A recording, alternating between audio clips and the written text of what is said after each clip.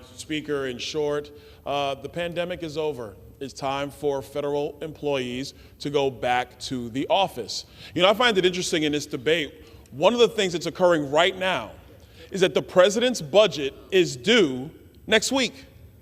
We're in the middle of this calamity around debt ceiling that the president, by the way, has led us to. His budget's due next week, and he's telling everybody he needs another month. I wonder if this is because some of his own budget staff aren't in the office. This is something that should have been done long ago. And if the president was doing his job, being the leader of the executive branch, those employees would have been back.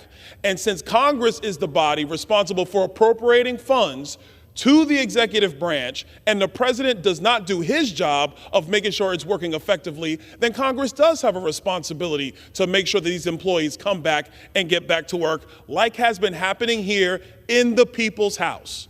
A couple of things. It's already been said about the IRS delays. Right now, it's shocking that it takes 2 to 4 months to get assigned an agent. And if you call the IRS, you won't get a call back for 4 weeks. It's also important to understand that right now it takes 30 days for USCIS to respond to a congressional inquiry. There are many backlogs at the VA, some of them almost 2 years, 197,000 backlogs. How is that affecting the men and women who have served our country with honor and with dignity? Mr. Speaker, this is simple stuff.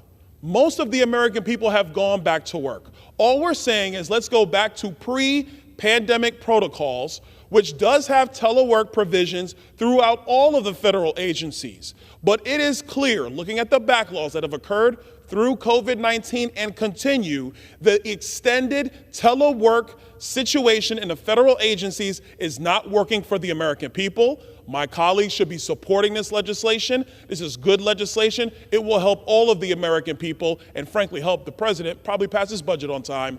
I yield back.